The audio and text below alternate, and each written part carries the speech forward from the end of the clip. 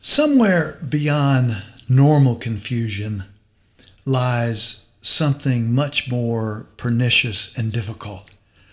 Let's call it a persistent confusion. It's where the big political, environmental, and climate change questions, for example, seem like one of those knots where the more we pull on it, the absolutely tighter it gets. I don't know about you, but that's often how it feels these days for me, as I seem to be spiraling into a confusion which is a very uncomfortable and negative state. So the question is there a way to turn confusion, even a persistent kind of confusion, into an ally rather than an obstructive foe? Well, stay tuned, because that's the exact question we're going to be asking in this episode of Dale Byron's Poetry Podcast, and it's entitled Handbook for a Persistent Confusion. Now let's start with a few hard truths, as we often do here. You know, that's one of the signature constructions of this whole podcast and this project, is to combine linear, logical, rational thoughts, facts and figures, things which appeal to the intellect, combine those with the imaginative, emotive, non-linear, metaphoric language of the heart, or of poetry, which certainly is a language of the heart.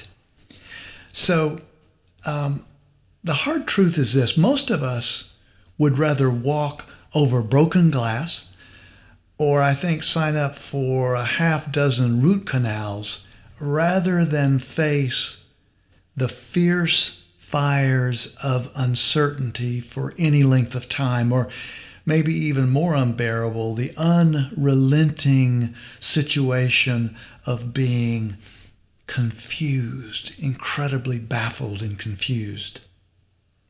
Yet, our experience in life shows us that so often when we rush to a kind of unearned certainty, which we can understand because the confusion and the uncertainty is so uncomfortable, but when we sort of run toward this unearned certainty, we make things worse.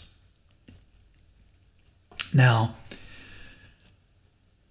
today we want to try to glimpse a world through poetry, through some different poems, where confusion, bewilderment, bafflement, and even feeling disoriented can be guides along the way, rather than be the kind of total catastrophes that we avoid at all cost.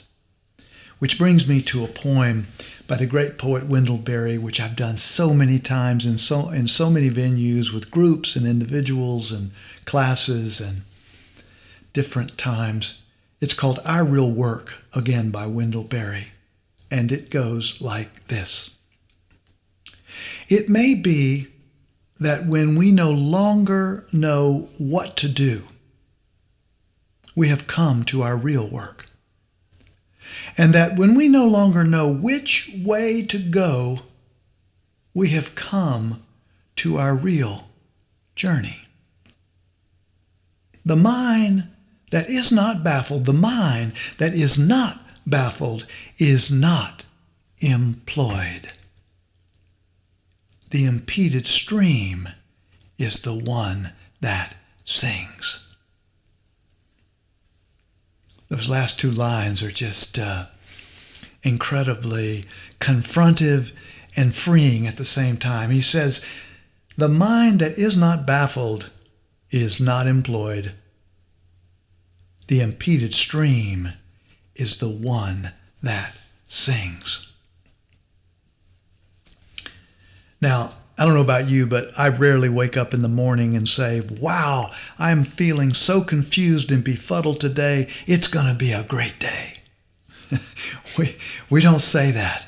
And yet, what we're trying to do is we're trying to imagine this confusion as a different kind of fuel. I might have called the podcast this week a sudden glimpse of confusion, actually, but not just any confusion. Rather, the kind of confusion that is a spaciousness creator, a belief loosener, a life affirming questioner of what we know. The writer Henry Miller wrote, "Confusion is a word we have invented for an order which is not understood." We could even say not yet understood. When I read the Wendell Berry poem, I often also think of a little quip, an aphorism that says, it's not the things we don't know that will get us. It's not the things we don't know that will kill us even, but rather the things we know that aren't so. The things that we know that aren't right, that'll really get us in trouble.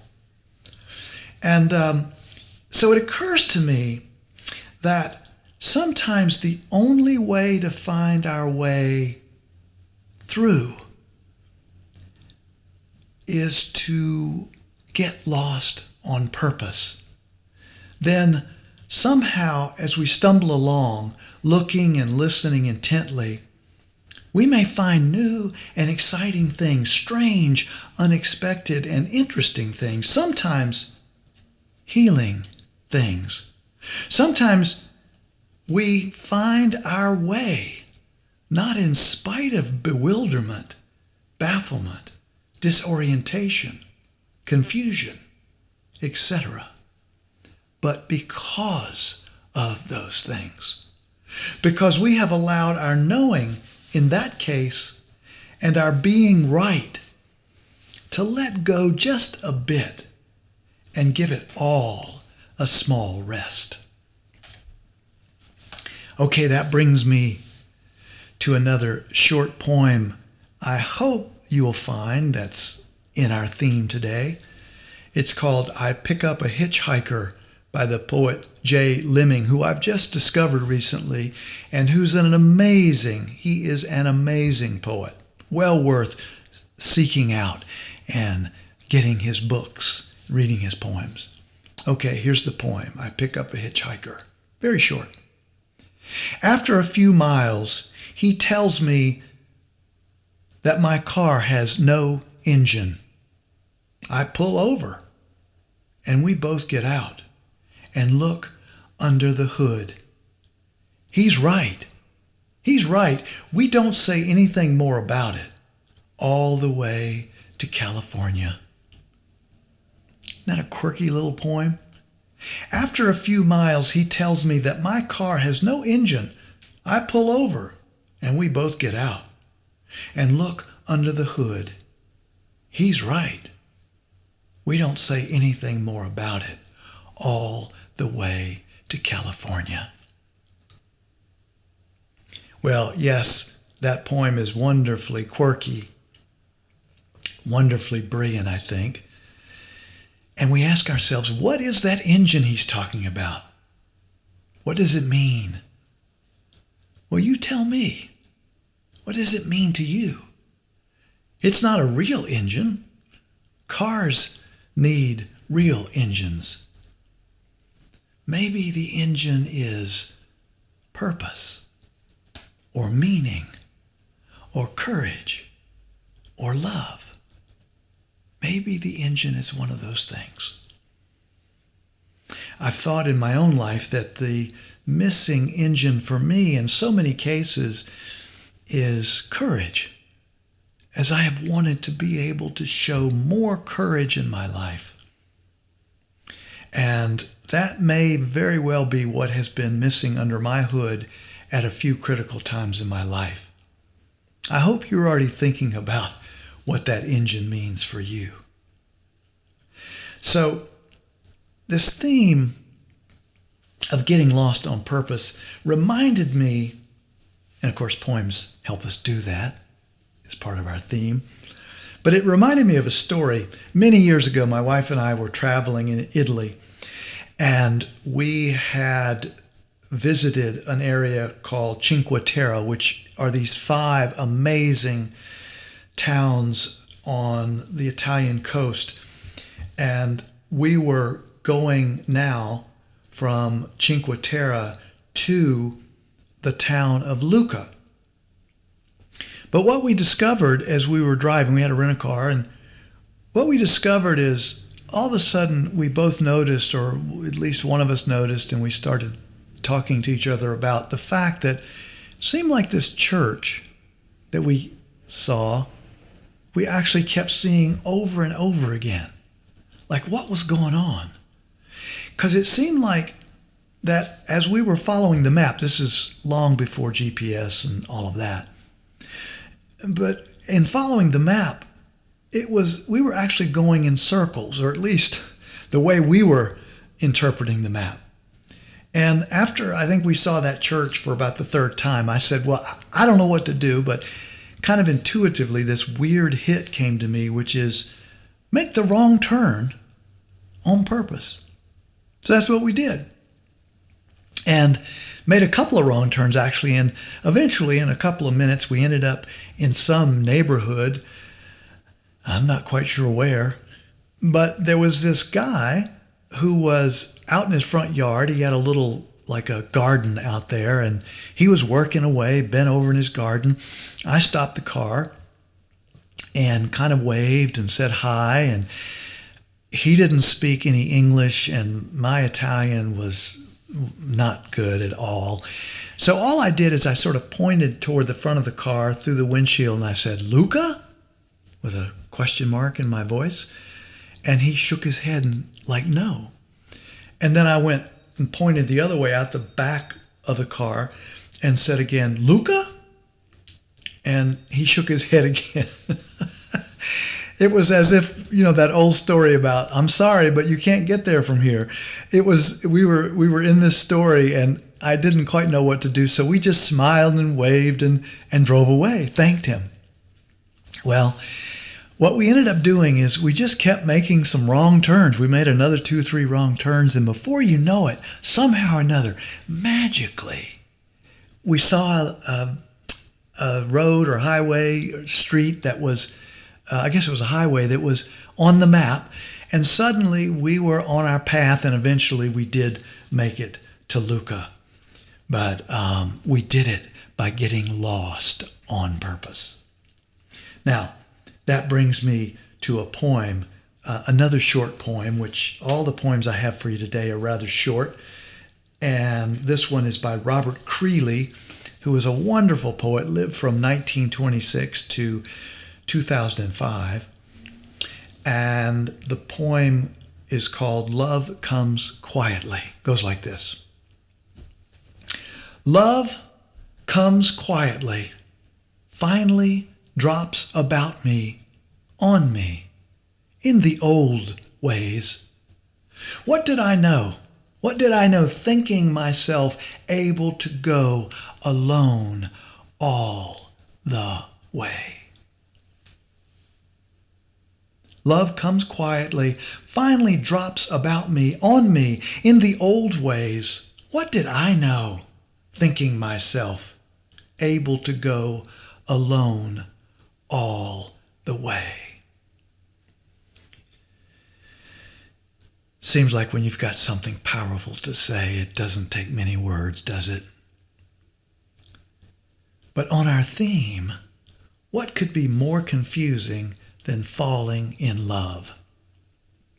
I mean, if we demanded a kind of rational explanation, knowing where we were along each step of that path, knowing where we were and predicting each step of the way, well, I think we would remain frozen and very likely alone all our lives, because love does not seem to work that way. Love seems to run on a fuel of bewilderment and confusion, and sometimes a beautiful disorientation. But we hang in there because we intuit such an amazing place that we are journeying toward. Which brings me to this next poem, which actually is a piece that I wrote many years ago, only a year or two after my wife and I, the woman who became my wife, and I first met many years ago. And the poem is called No Solicitations Allowed. The whole backstory of this poem is that my wife was not at all sure that it was a good idea, or she wasn't my wife then, but she was not at all thinking this might be a good idea, our hanging out together. So I had my work cut out for me because I fell in love really quickly. So it went like this. No solicitation allowed. That year we met, I think you really meant it. That part about no way at first. But then my foot got in the door somehow and caused quite a stir among us both. Next, a whole history happened. There are some things so wonderfully mysterious that even mountains will not say them out loud, and they will simply stand there in silence and in love, madly, with the sun and rain and moon forever. That year we met, I think you really meant it. That part about no way at first. But then my foot got in the door somehow and caused quite a stir among us both. Next, a whole history happened. There are some things so wonderfully mysterious that even mountains will not say them out loud, and they will simply stand there in silence and in love, madly, with the sun and rain and moon forever. Well, what if I had just walked away when I heard that no way? Wonder if I'd stopped and had not persisted through that confusion, that wonderful, blissful, in this case, bewilderment called falling in love.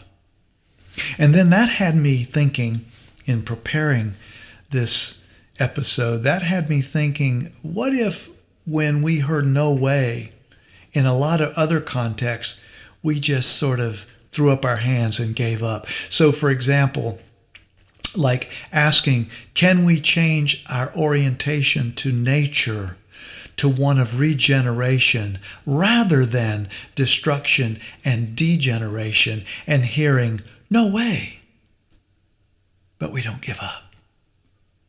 Or can we change somebody would ask, or we would ask, can we change our coin-operated political system to something that is much more responsive to people in a democratic way, to us, the citizens, in a democratic way? But what we hear is, no way, you can't do that.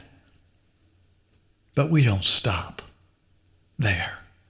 Or maybe we ask the question, can we increase fairness and justice in our economic system? And again, we hear, no way. But in all these situations, imagine that confusion and what looks like a brick wall, wonder if we say, no, there is a way. Wonder if we get our collective foot in the door. Well, now, that brings me to a little analogy that I want to try to describe. And it's really kind of trying to bring together these points of the importance of context, particularly when we run into these brick walls called no way, or when we run into these really thick, persistent periods of confusion. What do we do? And I think that there is a magical kind of context that poems help us create, a kind of pickle juice for us to marinate in, that can be created to get us past the no ways and through the confusions and befuddlements. So what I want you to do is, here's the analogy. Think that if your whole life perspective, in other words, your basically your life, your perspective was represented by, just pick a picture in your house that's about 2 by 3 feet in size. And just imagine that the context of your life was the size of that picture. Now imagine that you had run into one of these really thick, confusing, difficult problems. And imagine that we were going to illustrate that problem by cutting out a piece of dark green construction paper that was within an inch or so the same size as that picture, which represents your entire world context, and we pasted it on that picture. Notice that the problem is so huge relative to what it's floating on, or relative to your life's perspective, that it obscures everything, that the problem becomes the main thing in your life or in our lives in this analogy.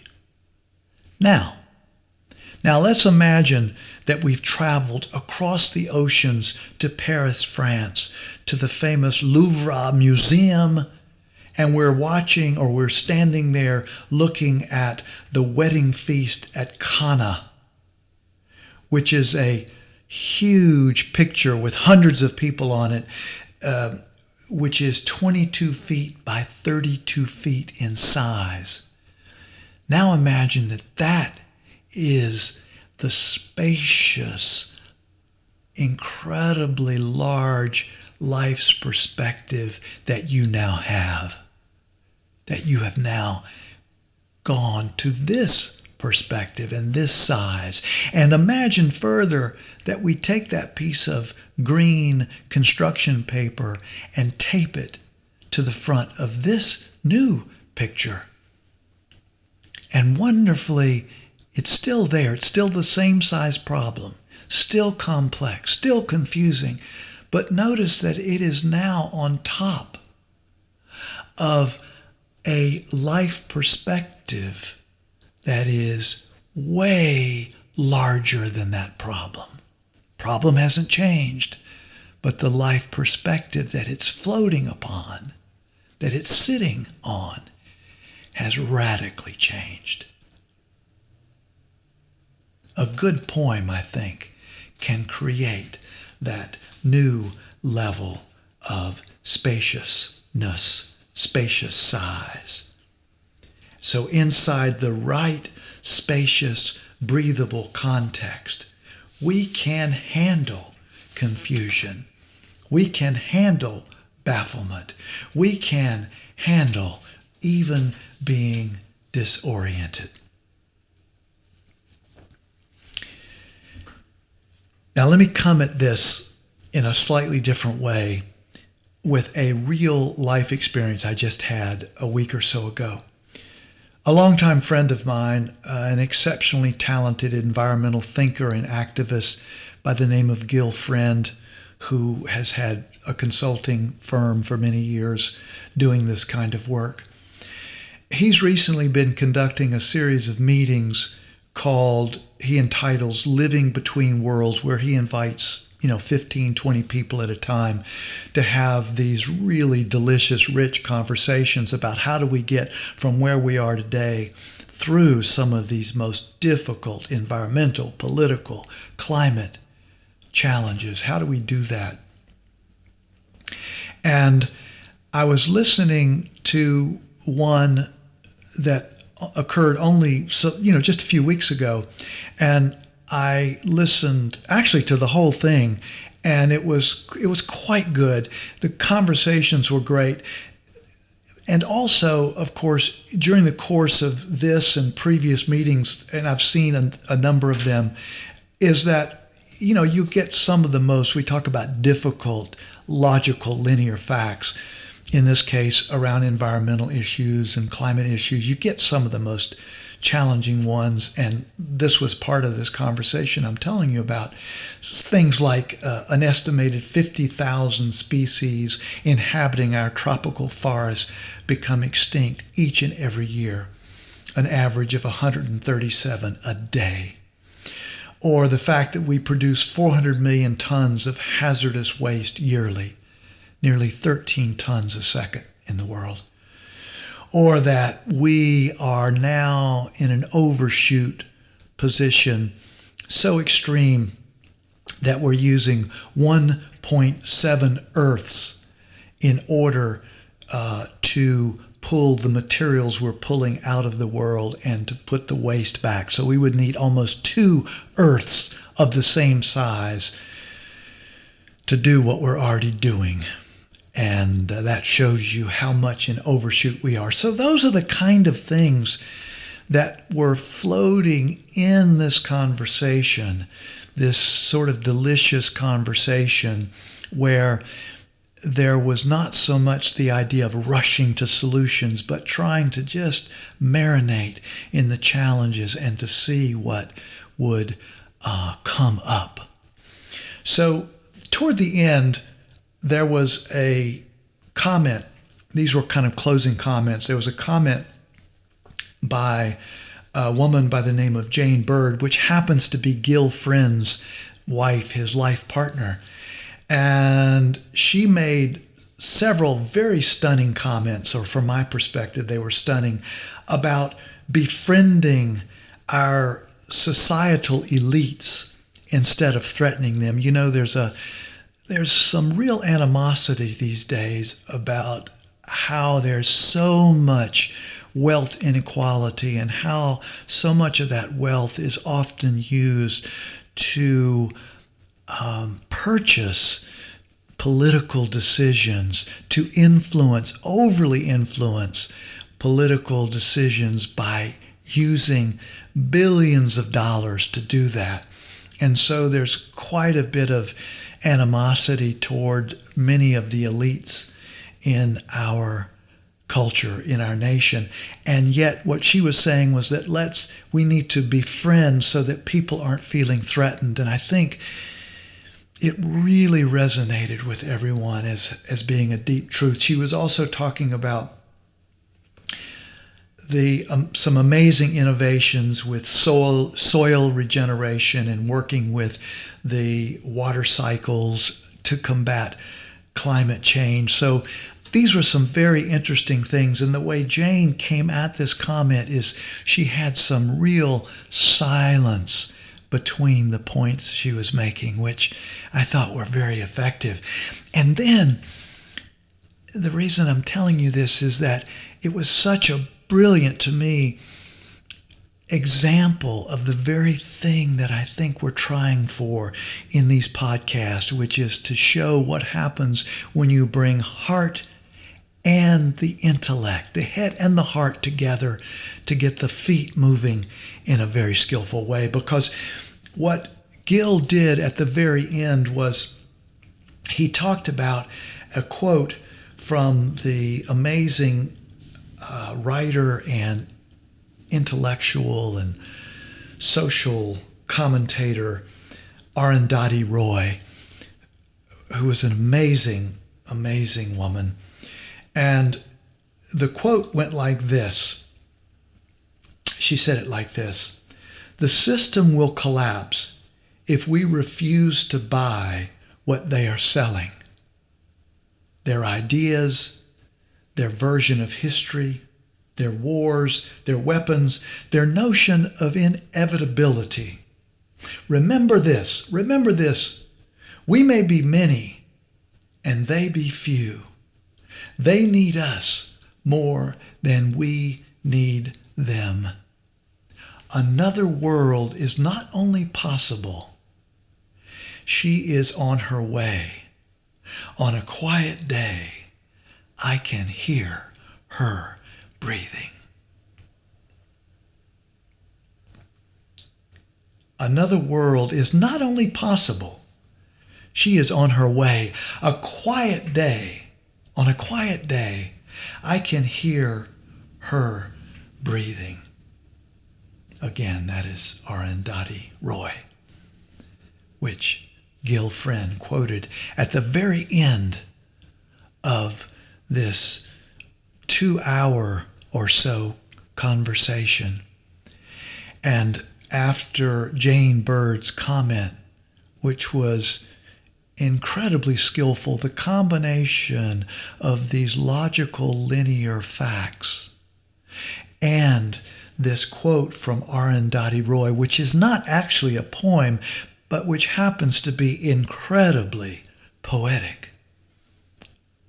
Remember, we say that a poem happens to be any words that have us stop and pay really careful attention.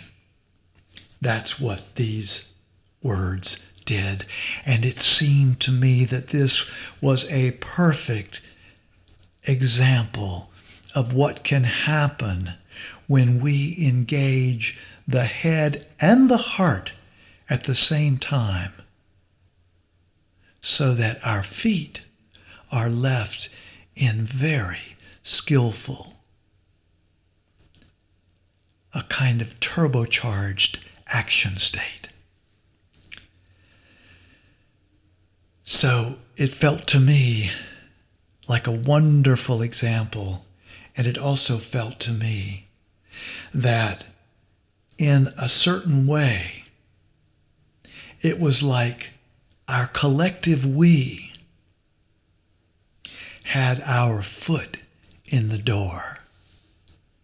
And so any no way that we were about to hear, we were going to say, no, there is a way. Okay, so that's a wrap. I really, really appreciate your listening ear.